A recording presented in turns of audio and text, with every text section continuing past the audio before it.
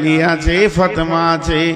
নবীজি করলেন কি, ওপর থেকে দাঁড়িয়ে দাঁড়িয়ে দেখছে যে এই চারটা হলো আমার কলিজার টুকরা, আমার মহব্বতের মানুষ।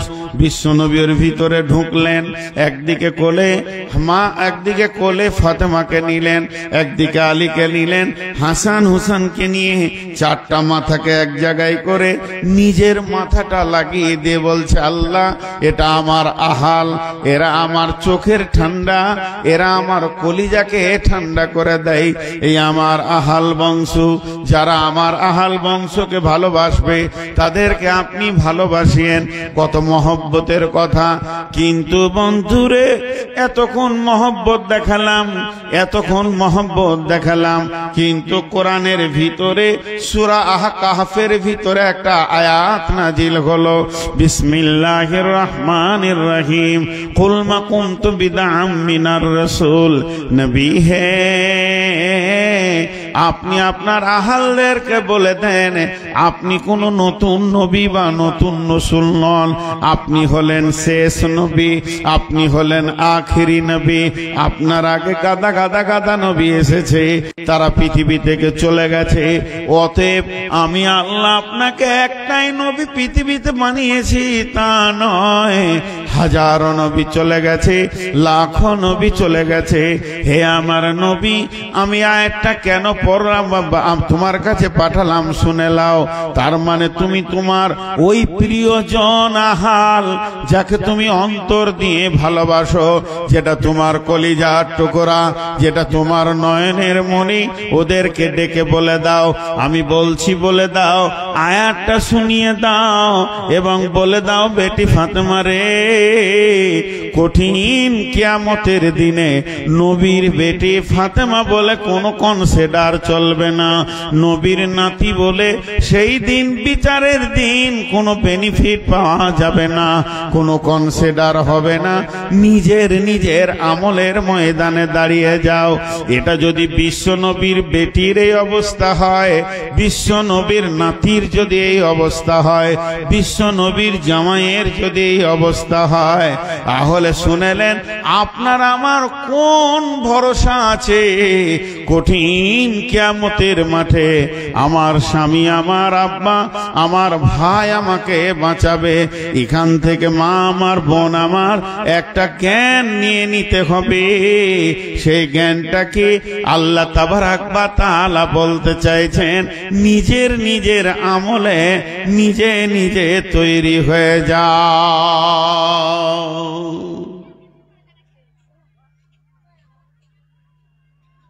নিজের আমলে নিজে তৈরি হও।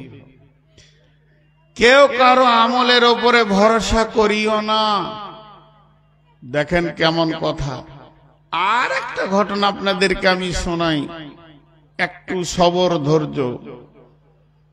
সেটা হলে রসুলের একমাত্র কুমারী বিবি ছিলেন আম্মা জান আয়েশা, উম্মুল মুমিনিন আম্মা জান আয়েশা। রসুলের যতগুলি বিবি ছিলেন, ইনি একমাত্র। আপনি চেয়ার থেকে নিচে বসেন, ওদাটা আড়াল করবেন, আপনি ইউটিউবার মানুষ, ওইদিকে বসেন, ঘরে বসেন, ওটা তো নোংরা, ধুলোতে আবার কেউ বসে নাকি? তো রসুলের একমাত্র কুমারী বিবি ছিলেন আম্মা জান আয়েশা, যে বিবিটাকে পৃথিবীর আমি দেখেননি, একমাত্র রসুলই দেখেছেন। খেয়াল করেন তিনার কত দামি। সারা পৃথিবীর সমস্ত মানুষ একমত, আম্মা জান আয়েশা মুহাদ্দিস ছিলেন। এত হাদিস বর্ণনা করেছেন অল্প বয়সে, অত হাদিস অন্য কোন বিবি বর্ণনা করেননি। শুধু এই পর্যন্ত নয়, আম্মা জান আয়েশা রসুলের বিবি হবে, আম্মা জান আয়েশার সঙ্গে রসুলের বিয়ে হবে, আম্মা জান আয়েশা রসুলের স্ত্রী হবেন, আর রাসূলুল্লাহ সাল্লাল্লাহু আলাইহি সাল্লাম আম্মা জান আয়েশার স্বামী হবে। সেই মেয়েটি কত দামি! এই বৈবাহিক জীবনের আলোচনাটা পৃথিবীতে হয়নি, মক্কাতে হয়নি, মদিনাতে হয়নি, এটা হয়েছে আরশে মহল্লাই, সেখান থেকে ফাইসালা হয়েছে। তাহলে মেয়েটা কত দামি! শুধু তাই নয়, ওই মেয়েটির ঘরে আল্লাহ রাসূল সাল্লাল্লাহু আলাইহি সাল্লাম ছিলেন তো কোরআন নাজিল করেছেন। এই পর্যন্ত শেষ নয়, ওই মেয়েটির মূল্য কত। ওই মেয়েটির ঘরে যেদিন বিছানায় বিশ্বনবী শুয়েছিলেন, সেই দিন রসুলের শাবে মেরাজের রাত্রি হয়েছে। আল্লাহ রসুল যে নামাজ এনেছেন, সালাত এনেছেন, শাবে মেরাজে গেছিলেন, সেই রাত্রিটা আম্মা জান আয়েশার কাছে ছিলেন। মেয়েটা কত আল্লাহর কাছে কবুলিয়াত। বিশ্বনবী যখন জীবনের শেষ বিদায়ে চলে যায়, অন্তিম শয্যায় তিনি যেদিন শুয়েছেন, যেদিন পৃথিবী থেকে বিদায় নিয়েছেন, তো আম্মা জান আয়েশার কোলে মাথা রেখে বিদায় নিয়েছেন। শুধু তাই নয়, যেখানে আম্মা জান আয়েশার বিছানা, আজ নবীজি ওই জায়গাতেই শুয়ে আছেন। ওই বিছানাকে সরিয়ে মদিনা মানওয়ারাতে তার কবরের ব্যবস্থা হয়েছে। মেয়েটি কত দামি! ওই মেয়েটিকে আখিরি পয়গম্বর আল্লাহ তাবারক ওয়া তাআলা যাকে সুপারিশের ক্ষমতা কিয়ামতের মাঠে দেবেন, কিয়ামতের মাঠে আল্লাহ যার হাতে হাউজে কাউসার দিয়ে দেবেন, কিয়ামতের মাঠে আল্লাহ যাকে মাকামে মাহমুদে পৌঁছাবেন, এই যে চারিদিকে সম্মানী করবেন, ওই মেয়েটি যেদিন ও হঠাৎ করে বাড়িতে কেঁদে ফেললেন। ওয়ান আয়েশা রাদিয়াল্লাহু তাআলা আনহা ওয়া হিয়া বাকাআত, আল্লাহর নবীর বিবি আম্মা জান আয়েশা কেঁদে ফেললেন। বিশ্ব নবী ছিলেন, কাছে গিয়ে বললেন, মা ইউবকি কি আয়েশা, তোমাকে কে কাঁদালো? আয়েশা রে, তোমাকে কেউ গালি দিয়েছে, অপমান করেছে, উঁচু নিচু কথা বলেছে, তোমাকে কষ্ট দিয়েছে, তাই তুমি কাঁদছো। আম্মা জান আয়েশা কিছুই বললেন না, শুধু এতটুকু বললেন, যাকারতুন নারা ফাবাকাইতু ইয়া রাসূলুল্লাহ, আমি এখনই জাহান্নামের আগুনের কথা চিন্তা করছিলাম, কঠিন কিয়ামতের কথা চিন্তা করছিলাম, তাই আমি কেঁদে ফেলেছি। ও দয়ার নবী গো, কাঁদার কারণটা দেখেন। আমি এখন চেয়ারে বসে বসে কাঁদছি, হঠাৎ কমিটির লোক তো এটা মেনে নিতে পারবে না যে আমাদের মেহমান কেন কাঁদবে। তো আমাকে ইনি জিজ্ঞেস করছেন যে মৌলানা আপনি কাঁদছেন কেন? তো আমি কারোর দিকে আঙুল তুলে বলছি, আমাকে মারলে, ও আমাকে অপমান করলে, তখন এই কমিটির লোক বলবে আচ্ছা ঠিক আছে আপনি চুপ করেন, বিষয়টা দেখছি কি কতদূর করা যায়। কিন্তু যদি আমি একবার ওই কথাটা না বলি যে এই লোকটা মেরেছে, ওই লোকটা অপমান করেছে, এই কথা না বলে যদি আমি বলি যে জাহান্নামের আগুনের ভয়ে কাঁদছি, তো পৃথিবীর কোন পুরুষ আছে উঠে বলবে যে আপনি কাঁদিয়েন না, বিষয়টা আমি দেখছি? কারো ক্ষমতা আছে যে আমাকে বলবে যে আপনি চুপ করেন, তো বিষয়টা আমি দেখে লিছি? কত বড় সে মাস্তান আছে? কারো ক্ষমতা নেই। ওটা তো কাঁদার জিনিস। আরে আপনি আমি তো দূরের কথা, স্বয়ং নবীজি। ছেলেকে ধরে আনতে পারবেন? ওই পেছনকার ছেলেকে ধরে নিয়েছেন, এই লাইটটা তুই দিয়ে যা, লাইটটা দিয়ে যা, লাইটটা দিয়ে যা, এই ওকে ধরে নিয়েছেন। আর কেউ কথা শুনে না, গাতি কর, ওকে ধরে নিয়েছে, লাইটটা নিয়ে আসে না, লাইটটা আনেন। ওখান থেকে আমাকে আবার ইশারা করছে, ফাজলামো করছে। আর লাইটটা আনেন না, ওকে পরে দিব, তা ভালো। কথা বুঝে না কারা। তো আমার দিকে তাকান, সাধারণ মানুষের মুখে ছেড়ে দেন মুখের কথাকে, আমার মতো মানুষের মুখে ঝাঁটা মেরে দেন, সব কথা বাদ দেন।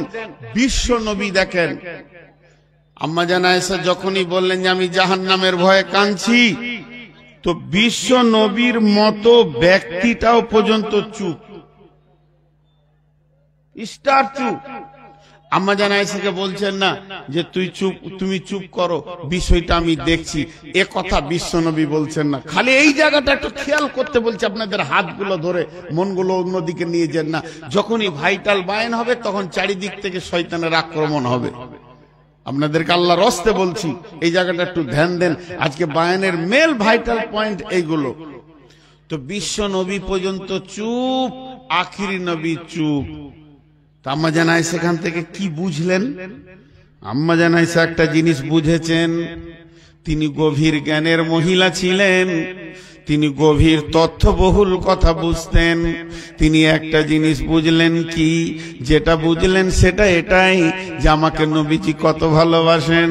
আমি কেঁদেছি তো নবীজি এসেছে, আমার চোখের পানি নবীজির দিলে প্রভাব সৃষ্টি করেছে। আমি যে কেঁদেছি তো নবীজি বেচৈন হয়ে গেছে, আমার নবীকে আমার চোখের পানি উতাল করে দিয়েছে, পাগলা বানিয়ে দিয়েছে। তাহলে আমাকে নবীজি কত ভালোবাসেন এর প্রমাণটা হয়ে গেল। তাই তিনি চালাক মানুষ, তিনি প্রশ্ন করলেন, হাল তাযকুরুনা আহলিকুম ইয়াউমাল কিয়ামাতি ইয়া রাসূলুল্লাহ। ও দয়ার নবী গো, ও আখিরি নবী গো, আপনি একটিবার বলেন, আজকে আমি পৃথিবীতে কেঁদেছি, পৃথিবীতে আমার কাঁদার কারণে এটা হলো মদিনার মাটি। আপনি দৌড়ে এসে আমাকে জিজ্ঞেস করেছেন, এখান থেকে আমি প্রমাণ পেয়ে গেছি স্ত্রী স্বামীর যে একটা কর্তব্য আছে স্ত্রীর ওপরে, তার বহির প্রকাশ আপনি দিয়ে দিয়েছেন। তাহলে আপনি আমাকে কত ভালোবাসেন, হৃদয় দিয়ে ভালোবাসেন, বুঝে ফেলেছি। ও দয়ার নবী গো, শুধু একটা কথা জিজ্ঞেস করছি, আপনি একটি বার উত্তর দেন। আজকে যেমন আমি কাঁদলাম, আপনি দৌড়ে এসে জিজ্ঞেস করলেন, এটা হলো মদিনার মাটি, এটা হলো মক্কার মাটি, এটা হলো আরবের মাটি, এক কথা এটা দুনিয়ার মাটি। মানুষ এখানে কাঁদবে, হাসবে, হাসবে, কাঁদবে, কাঁদবে, হাসবে, হাসবে, কাঁদবে, এটা তো চড়াই উতড়াই লেগে আছে। কিন্তু এমন একটা দিন আসছে অচিরে, সেদিন মানুষ খালি কাঁদবে আর কাঁদবে, হাসার কোনো পালা থাকবে না। ও দয়ার নবী গো, সেই কঠিন দিনে কি আপনার বিবি বলে মনে পড়বে নাকি? সেদিন কি আপনি আমাকে বিবি বলে মনে রাখতে পারবেন? দয়ার নবী গো, একটিবার আপনি বলেন, সেদিন কি আজকের মতো যেমন জিজ্ঞেস করেছেন আপনি জিজ্ঞেস করবেন নাকি? বিশ্বনবী বললেন, আয়েশা রে, কিয়ামত 1-2 মিনিটের নয়, আর মানে 50,000 বছরে একদিন। আর সেই দিনে কিয়ামত চলবে, চলবে, চলবে, চলবে। এর ভিতরে 3খানা এত ভয়ানক মওকা আসবে, সালাসাতা মাওয়াতিনা ফালা ইয়াযকুরুনা আহাদুন আহাদান। ওরে আমার আয়েশা রে, সেই 3টে মওকা এত কঠিন হবে, কেউ কাউকে মনে রাখতে পারবে না, কাউকে কারো উপরে স্মরণ থাকবে না। সেই 3টে মওকা কোথায়? প্রথম নম্বর হলো ইনদাল মিজান, যখন দাড়ি পাল্লাকে নিয়ে আসা হবে, আর আমার আল্লাহ বলবেন, হাসরবাসী রে, তোরা তোদের আমল নামাগুলো নিয়ে আয়, এখন ওজন হবে, কেউ কাউকে মনে রাখতে পারবে না। আর দ্বিতীয়, যখন ডান হাতে বাঁ হাতে সার্টিফিকেট দেওয়া হবে, আর বলা হবে তোমরা নিজের নিজের আমল নামা পড়ে নাও আর রাস্তা ধরে নাও, সেদিন কেউ কাউকে মনে রাখতে পারবে না। আর 3 নম্বর জায়গা, ইদা ওয়াদিয়াত তরিক ফি দাহরি জাহান্নাম, জাহান্নামের মুখে যখন পুলিশের আটকে রাখা হবে, তখন কেউ কাউকে মনে রাখতে পারবে না। তার মানে নবীজি বলতে চাইলেন, আয়েশা রে, আমি তোমার স্বামী হতে পারি, আমিও মনে রাখতে পারবো না।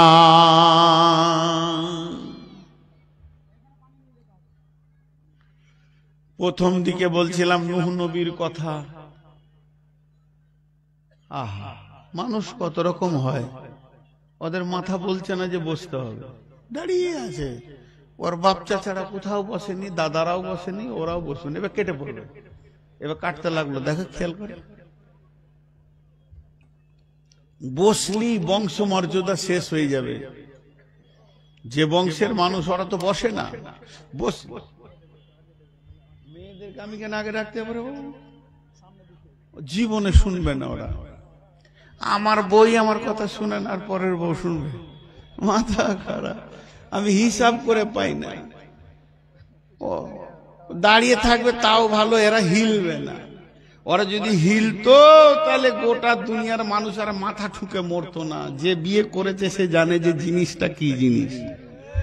যার বিয়ে হয় নাই সে জানবে কি করে যে জিনিসটা কি জিনিস। আমি যাকে বিয়ে করেছি, যাকে খাওয়ার দেওয়াই আল্লাহ আমাকে দিয়ে, পোশাক দিই, চিকিৎসা দিই, ভালোবাসা, প্রেম প্রীতি, টাকা পয়সা সব দিই, সেই আমার কথা শুনে না। এ আফসোসের কথা রাখবো, বাপ তোমরা ছোট ছেলে বুঝবে না, চুপ করে থাকো। ও জিনিস আলাদা জিনিস। আল্লাহ দিয়েছে, দেখে ভালো লাগছে, দুনিয়া কাটিয়ে লাও, ছেড়ে দাও। ওদেরই বায়ন চলছে, এক চুল হিলাতে পারবে না। যাও, আমি বলে দিছি, মা আমার, বোন আমার, বেটি আমার, খালা আমার, সামনে দিকে আগিয়ে বসে, পেছনটা ছেড়ে দেন। আল্লাহর ওয়াস্তে আমরা তো আপনাদের ভিতরে ঢুকতে পারবো না যে ঠেলে সরিয়ে দেব, গায়ে হাত দেওয়া জায়েজ নাই। তো এতদূর আবেদন করছি, আপনারা একবার জায়গাটা চেঞ্জ করে মুখের দিকটা খালি করে দেন আল্লাহর ওয়াস্তে। জান হয় নাই, দেখে আসেন, রিজাল্টটাও দিয়ে দিচ্ছি সঙ্গে সঙ্গে। একটু হিলে নিলে, একটু হিলে নিলে জি। তো তিনটে ক্যাটালগের মধ্যে একটা বললাম তখন থেকে, সেটা কি? যে স্বামীটা ভালো, স্ত্রীগুলো খারাপ। হিলবে না কেন? না, বিশ্ব নবী পর্যন্ত নিজের বিবিকে কথা বলেনি যে আয়েশা তুমি চুপ করো, আমি দেখে নিব কিয়ামতের মাঠে তোমাকে কি করে বাঁচাতে হয়। অতএব নিজের নিজের আমলের ময়দানে দাঁড়াতে হবে। হে আমার মা, ওরে আমার বোন, ওরে আমার বেটি, যদি আপনার স্বামী হাজারো পরেজগার হতে পারে, আপনাকে নিজের আমলে নিজেকে দাঁড়াতে হবে। একটা হলো। এবার দ্বিতীয়টা বলছি, স্বামীটা খারাপ, বিবিটা ভালো। এটা আবার কেমন? বিসমিল্লাহির রহমানির রহিম। وضرب الله مثلا للذين آمنوا امرأة فرعون إذ قالت رب ابن لي عندك بيتا في الجنة ونجني من فرعون وعمله ونجني من القوم الظالمين। ওরে আমার মা, ওরে আমার বোন, বহুত আমার বেটি আছে বড় পরেশগার, নামাজ পড়ে। যেমন আজকে একজন মহিলা, কোন জায়গা থেকে বলবেন না, হঠাৎ আমাকে ফোন করলো, আমি ফোনটা তুললাম আপনাদের মসজিদে এসার পর। আমি তার কণ্ঠস্বরে দেখলাম মহিলা মানুষ। গেল, কে বলছো?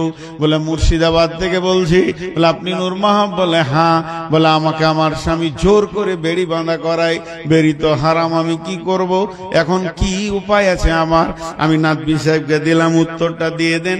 বন্ধুরা আমার, অনেক পরেজগার মেয়ে আছে যারা 5 ওয়াক্তে নামাজে যাদের মন ভরে না, তাহাজ্জুদে উঠে চোখের পানিতে কাঁদে। অতএব পরেজগার মেয়ে আছে, কত ভালো মেয়ে আছে, নিজেকে পর্দার সঙ্গে দুনিয়া করে, বেগানা পুরুষের সঙ্গে কথা বলে না, এটাকে সে নোংরা মনে করে। এই যে ভালো ভালো মেয়ে পৃথিবীতে রয়েছে, কিন্তু দেখবেন নসিব কেমন, ওদের স্বামীগুলোই আবার বড় খচ্চর। আছে না মাল, ডেঞ্জাস মাল আছে না? হ্যাঁ, মৌলানা বদরুদ্দোজা নদভীর বয়ানে আমি নিজে শুনেছি। আজকে যে আপনাদের আমার পরের বক্তা, ওনার সঙ্গে বন্ধু সুলভ ব্যবহার করি, কিন্তু ওস্তাদ মনে করে করি। উনি একটা বয়ান করেছিলেন, বড় দুঃখের, আমি বয়ানটা শুনে আমার চোখে পানি এসেছিল। মেয়েটা বড় নামাজি, ফরজ নামাজ নফল নয়, ফরজ নামাজ এইভাবে বেঁধে রুকুতে গেছে, স্বামী জড়িয়ে ধরে নিয়ে শুয়ে গেছে। নামাজ কি পড়বি এখন? এটা কোন বয়স? এত নামাজের বয়স নয়। এখন রিল্যাক্স করব, হইচই করব। বিবিকে নামাজ পড়তে দেয় না, বাপকে ফোন করে, আব্বা আমাকে নিয়ে চলো। সেকে নিয়ে যাচ্ছে। বলে হঠাৎ কেন মায়ের বাড়ি যাবি? শাশুড়ি জিজ্ঞেস করছে। বলে মা যাই, একবার যেতে দেন, আমাকে মনটা অনেক খারাপ লাগছে। বাড়ি বিদায় নেওয়ার সময় শাশুড়িকে ডেকে বলছে, মা পারলে বেটার বিয়ে দিয়ে দিয়েন, চললাম আর দ্বিতীয়বার ফিরে আসবো না। জীবন যৌবনটা কাটিয়ে নিব বাপের বাড়িতে, ভিক্ষা করে খেয়ে নিব। এই রকম জালেমের সংসার করব না যে আমাকে ফরজ নামাজ পড়তে দেয় না। বহু মহিলা নির্যাতিত অবস্থায় রয়েছে, এরা কি করবে? তাহলে কি স্বামীর জন্য এরা জাহান্নাম চলে যাবে? না, আল্লাহ তাবারাক ওয়া তাআলা বলছেন, ও আমার বান্দিরে, তুমি আমাকে ভালোবাসো, আমি জানি, আমিও তোমাকে ভালোবাসি। শুনে নাও, তোমার স্বামীটা বড় জালেম, এর জন্য আমি আল্লাহ তো জালেম নই, আমাকে তুমি অত জালেম মনে করিও না। শুনে নাও, তোমার স্বামী জাহান্নাম গেলেও আমি আল্লাহ তোমাকে জান্নাতে দিব। পৃথিবীর বুকে পৃথিবী যত দিন হয়েছে, পৃথিবীর বুকে সব থেকে বড় জালেমের নাম হচ্ছে ফেরাউন। ফেরাউনের মতো জালেম কেউ নাই। কোরআন যাকে মানে জালেম ঘোষণা করেছে, মুদির থেকে লাখো গুণে বেশি ফেরাউন বড় জালেম। সেই ফেরাউনের বিবি আসিয়া চিরদিন জান্নাতে থাকবে। আমার আল্লাহ বলছেন, কে আসিয়া জান্নাতের ভিতরে থাকবে? ফেরাউনের বিবি আসিয়া জীবনে ফেরাউনের বদ আচরণকে মেনে নিতে পারেনি, বেঈমানের বেঈমানি মেনে নিতে পারেনি। ফেরাউন যখন এলান করে দিল, আনা রব্বুকুমুল আ'লা, আমি তোমাদের বড় আল্লাহ। মিশরবাসীরে, তোমরা আমাকে আল্লাহ বলো, আমাকে সাজদা করো। এই জালেম যখন এই আন্দোলন শুরু করে দিল, সবাই তাকে আল্লাহ বলতে লাগলো। যারা বড় ঈমানদার তারা কোনোদিন তাকে আল্লাহ বলেনি, এর ভিতরে বলেনি নিজের বিবি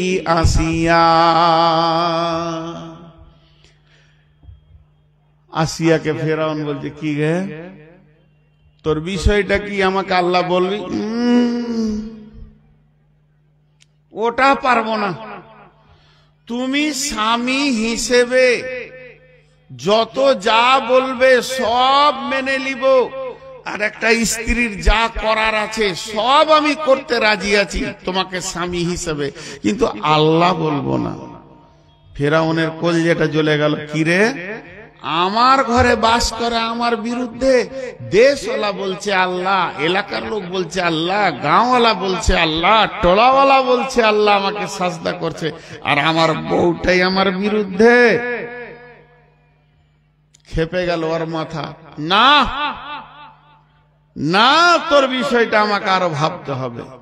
জুলুম, অত্যাচার, শারীরিক মানসিক এমন মার দিয়েছে, পিঠগুলো ঘা করে দিয়েছে। কিন্তু শেষকালে বলছে, এবার কি বলছিস? আল্লাহ বলবো না, আমি মরে যাব, আল্লাহ বলবো না, আমার আল্লাহ এক, ওয়াহদাহু লা শারীক। ফেরাউনের জান আরো জ্বলে গেল। ফেরাউন করলো কি? বার কর ওকে বাড়ি থেকে, বার কর, ওর শেষ দেখবো আমি, আজকে ছাড়বো না। মেরে পিটে ঘা করে, আমরা যা পড়েছি শিক্ষকদের কাছে, 4 হাত পায়ে ওকে খোঁটা দিয়ে বেঁধে দিয়ে শুইয়ে দিল। মাটিতে লয়, পাথরে লয়, বালুতে লয়, কাঁচে, ভাঙা কাঁচে শুয়েছে। বলছে, এবার কি বলছিস? আল্লাহ বলবো না, মরে যাব, আমি আল্লাহ বলবো না। ফেরাউন সৈন্যদেরকে বলছে, একটা পাথর নিয়ে আয়। বিরাট বড় পাথর, একটা পাথর মানুষকে ছেড়ে দিলে যেন একদম মাটির সঙ্গে মিশে যায়, ওরকম পাথর লিয়াই। পাথর লিয়ার বুকের উপরে ধরে আছে কয়েকটা সৈন্য। ফেরাউন বলছে, এবার কি বলছিস? আল্লাহ বলবো না, তোকে শেষ চান্স দিছি, এইটাই শেষ চান্স, আর নাই। কোন মুফাসসিরের মত আবার কেমন জানেন? ওর আসিয়ার মা বাপকে ডেকেছে, তোদের বেটিকে বুঝা, বুঝা। কি বলছে? মানাইতে পারলো না, মা বাপ ভাই বোন মানাতে পারলো না, তো বলে দিল, আমরা আর বেটি গোছবো না, বাড়িতে উঠতে দিব না, তুমি যা পারবে করে লাও। বাপের কুলটা শেষ, আর শ্বশুর কুলে তো পিটানি চলছে। মেয়েদের 2টা কুল, একুল আর ওকুল, বাপের কুল আর শ্বশুর কুল, 2 কুল শেষ। যখন ফেরাউন বলে দিল, আসিয়া রে, এটাই তোর শেষ, তখন আসিয়ার মুখ দিয়ে কি বের হয়েছে? দেশবাসী, গাঁবাসী, এলাকাবাসী, যাদবপুরবাসী হাত দুটো ধরে বলছি, মেয়েটা আল্লাহর কাছে কত কবুলিয়াত ছিল, ওর জবানের কথাটা আল্লাহ কোরআনে তুলে দিয়েছে। এটা আল্লাহ বলছেন, আসিয়া বলেছিল, কি বলেছিল? রব্বি বিনিলি ইনদাকা বাইতান ফিল জান্নাতি ওয়া নাজ্জিনি মিন ফিরআউনা ওয়া আমালিহি ওয়া নাজ্জিনি মিনাল কওমিদ যালিমিন। এটা আসিয়া বলল। আর ফিরআউন যখনই পাথর ছেড়ে দিল, সঙ্গে সঙ্গে মাটিতে মিশে গেল, নরম দেহ পৃথিবী ছেড়ে দিয়ে জান্নাতে চলে গেল। তিনি কি বলেছিলেন? মেয়েটি কি বলেছিলেন? মেয়েটা কত দামি কথা বলেছিলেন, আল্লাহ কোরআনে তুলে দিয়েছেন। তিনি বলেছিলেন, রব্বি বিনিলি ইনদাকা বাইতান ফিল জান্নাতি, হে আমার রব, তোমার জান্নাতে আমার ঘরটা বানিয়ে দাও। আমার দুইটা কুল শেষ হয়ে গেছে, বাপের কুলের দরজা বন্ধ, শ্বশুর কুলের দরজা বন্ধ, অত্যাচারে নিপীড়িততে রয়েছি, তবে তোমার ঘরের দরজাটা একবার খুলে দাও। কেউ কেউ মুফাসসিররা বলেন, আল্লাহ তার কুদরতি ক্ষমতাতে আসমান থেকে আসিয়াকে জান্নাতের দরজা খুলে দেখিয়েছিলেন আর বলেছিলেন, আসিয়া রে, বাপের দরজা বন্ধ হলো তো কি টেনশন করবি, শ্বশুর কুলটা গেল তো কি টেনশন করবি, আমি রবের দরজা তোর জন্য খোলা আছে। এই কথাটা আসিয়া বলেছিলেন, রব্বি বিনিলি ইনদাকা বাইতান, হে আমার রব, আমার জন্য তোমার জান্নাতে একটি ঘর বানাও। ওয়া নাজ্জিনি মিন ফিরআউনা, আমাকে ফিরআউন থেকে নাজাত দিয়ে দাও। ও আমালিহি, ওর বদ চরিত্র থেকে, আমল থেকে, বদ কাজ থেকে আমাকে বাঁচাও। ওয়া নাজ্জিনি মি ওয়া আমালিহি ওয়া নাজ্জিনি মিনাল কওমিজ যালিমিন। আমি জালেম বংশে বউ হয়ে গেছিলাম, এই জালেম কম থেকে তুমি আল্লাহ আমাকে নাজাত দাও। আমার আল্লাহ আসিয়াকে চিরদিনের জন্য জান্নাতের মেহমান বানিয়ে নিলেন। আমি আপনাদের সামনে ধারাবাহিকতা দিয়ে কথা বলছি, কি কি বলেছে আমি এখনই বলে দিব। 30 সেকেন্ড থেকে 40 সেকেন্ড লাগবে আমার কথা কটা বলতে, দেখেন হিসাব করে। আমি শুরু করেছি, পৃথিবীকে আল্লাহ আবাদ করেছেন স্বামী স্ত্রী দিয়ে। পৃথিবীর প্রথম আত্মীয় হচ্ছে স্বামী স্ত্রী। পৃথিবীর সমস্ত আত্মীয়তা ধ্বংস হয়ে যাবে জান্নাতে গিয়েও, কিন্তু স্বামী স্ত্রীর আত্মীয়তা সম্পর্ক থাকবে। বাকি সবারই জান্নাত আলাদা হবে, স্বামী স্ত্রী জান্নাত এক জায়গায় হবে। জান্নাতে আত্মীয়তা থাকবে সবারই, কিন্তু স্বামী স্ত্রীকে আল্লাহ একই জান্নাতে রাখবেন। কারণ এই আত্মীয়তাটা জান্নাত থেকে এসেছে, জান্নাত পর্যন্ত যাবে। আর স্বামী স্ত্রীর ভিতরে যে স্বাদটা আছে সেটা জান্নাতেই স্বাদ। আল্লাহ তাবারক ওয়া তাআলা এই স্বামী স্ত্রীকে দিয়ে দুটি বিভাজন করলেন, কখনো স্ত্রী ভালো, কখনো স্বামী ভালো। প্রথমটা ছিল স্বামী ভালো, স্ত্রী খারাপ, চিরদিন বিবিগুলো জাহান্নাম চলে গেল। আর দ্বিতীয়টা হলো বিবিটা ভালো, স্বামীটা খারাপ, স্বামী জাহান্নাম গেছে, এই জন্য বিবিকে তার গলায় বেঁধে দেওয়া হয়নি, জান্নাতে চলে গেছে আসিয়া আলাইহিস সালাম।